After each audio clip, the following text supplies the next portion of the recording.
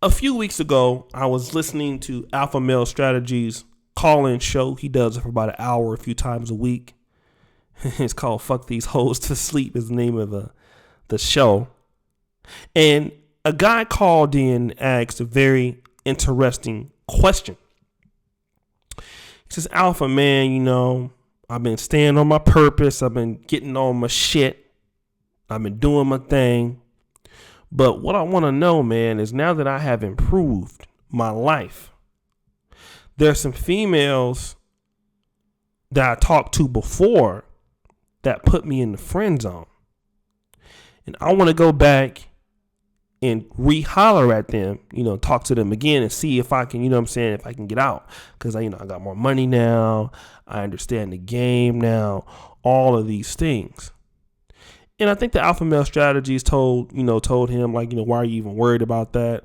It's not important, which actually is the right answer. But I want to kind of bring it to the core again for a lot of you black men out there, a lot of you men in general, who feel that because all of a sudden you are a better specimen of yourself, meaning that, you have more money, you have more education, you dress better. All of a sudden, this woman or group of women that didn't give you a time of day before, if you go back as a new and improved version of yourself, they're going to talk to you now. Okay?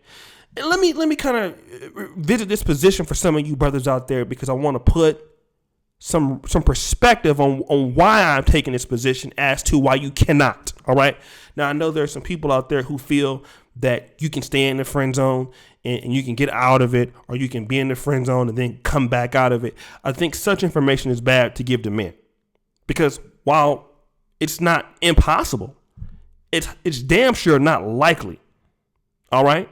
So let's talk about the reasons why you got put in the friend zone in the first place. Most likely it had nothing to do with the fact that you didn't make a lot of money. Okay. We know that women sleep with guys all the time that don't have money, especially in the black community. It couldn't be because you didn't have education. All right. It probably has nothing to do with what it is that you do or your personal accomplishments or any of that. You sent a signal to her that was most likely non-sexual or non-charming that turned her off. It's something about you that probably doesn't click. You could be a guy that she may even find attractive. All right.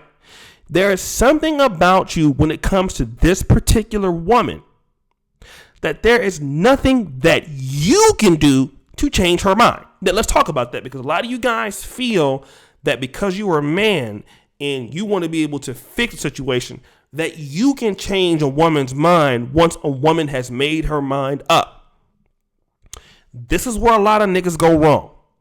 Because once a woman has decided to put you someplace mentally, there is absolutely nothing that you can do to change it.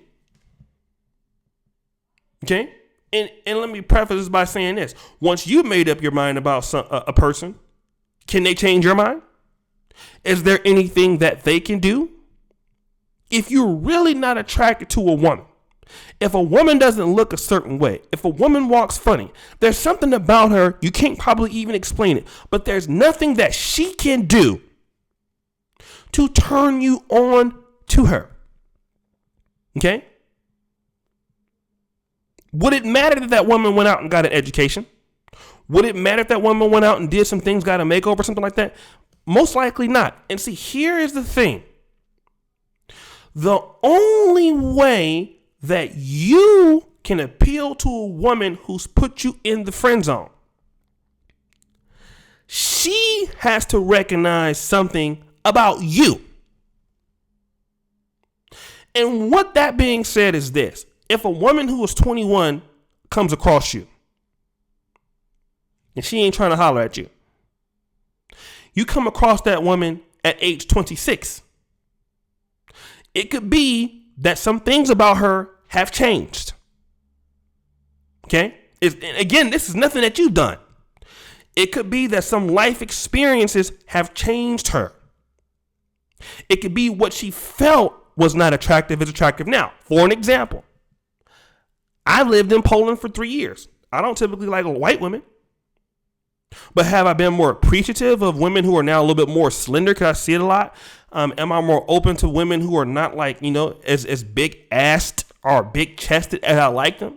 Since I've been living in Europe, it's something that I've adopted because of where I've traveled. I've been to Brazil. I've been to, South Africa. I've been to, Kampala. So there's certain things that I've seen that I've found out like, okay, I can get with this that I typically would not have liked before. But there is nothing that those women could have done to change that. That's something that I acquired a taste for. Okay. So it doesn't matter that you've improved yourself.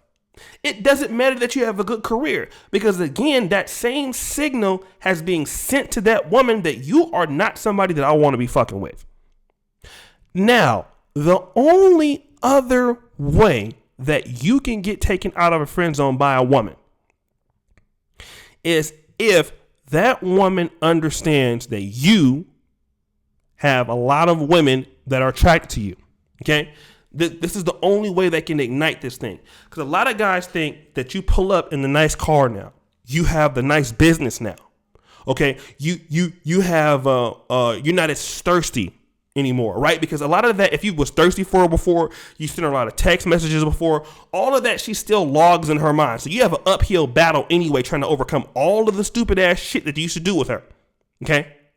And you got to understand that you cannot overcome that. It's an uphill battle. But if women, and if she notices that a lot of good looking women are checking for you,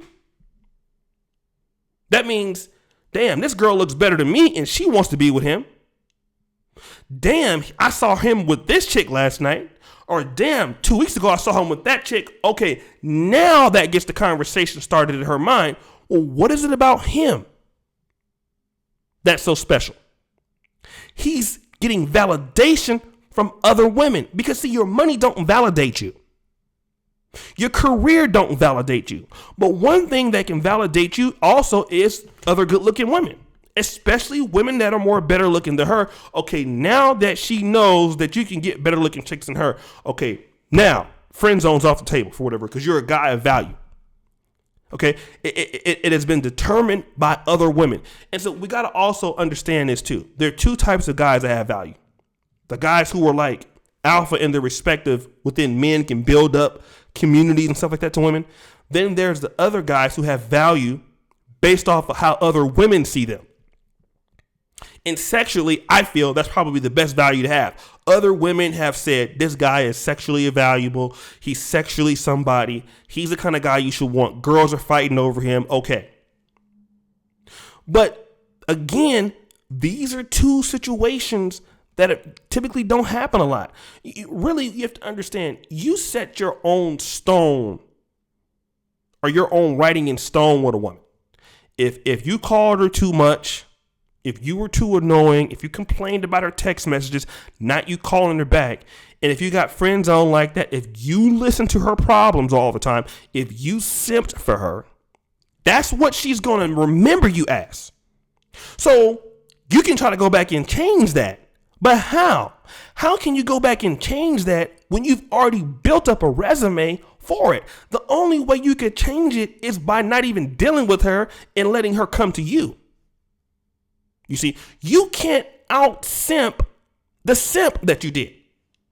You cannot back that. You can't take that back with women. You know what I'm saying? So a lot of you guys that want to go back to chicks that were in your past, you already started off with not being in a position of strength when you're dealing with them. You see what I'm saying? Once you are in a relationship with a woman and you lose the authority or you're not in the position of strength, you're straddling behind her, it's better to start fresh anew with a new woman that you can set the tone with.